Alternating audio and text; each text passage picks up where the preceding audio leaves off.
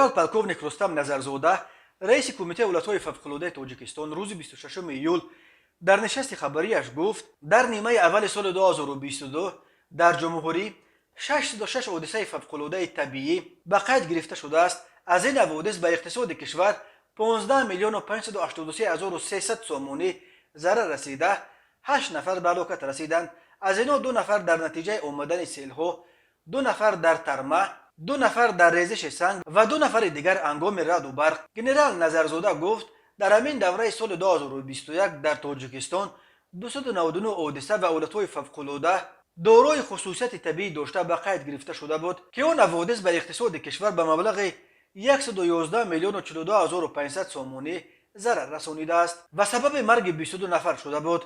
بنا به اطلاع رسمی کمیته ولایت‌های فوق‌العاده در نیمه اول سال 2022 در کل دریاهای تاجیکستان 84 نفر جان باختند که نظر به 69 غرق شده همین دوره یک سال قبل 15 قربانی زیاد است. رستم نظرزاده گفت صرف نظر از ریت‌های منتظم و راه اندازی چاره‌بینی‌های معرفتی با اهالی از جانب کارمندان کمیته ولایت‌های فوق‌العاده، مراجعه‌ها توسط تلویزیون و رادیو و بیان قاعده‌های بی‌خطری در سامانه کمیته ولایت‌های فوق‌العاده متاسفانه آدمان همانو در آب‌ها جان می‌دهند. به سبب رعایت نکردن قاعده‌های شناوری هنگام آببازی در رود و کوه‌های کشور در 6 ماه اخیر 84 نفر به هلاکت رسیده. 7 نفر اینا تا 4 ساله بودند، 15 نفر از 5 تا 10، 24 نفر از 11 تا 16 ساله، 27 نفر از 17 تا 35 و 11 نفر دیگر بالاتر از 35 ساله بودند.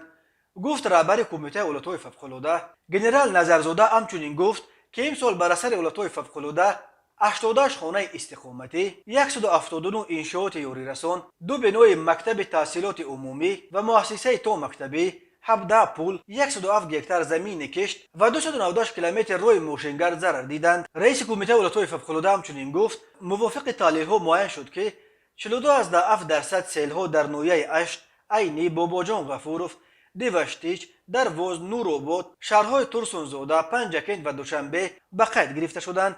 19.4% ترمه در نویه‌های روشان، شغنان، راشقله، 19.4% باران زیاد در نویه‌های درواز، روشان، لخش، شهر خاروخ، 8.3% سنگریزی در نویه‌های مرغاب، روشان و کوهستان مشچا ثبت شده است.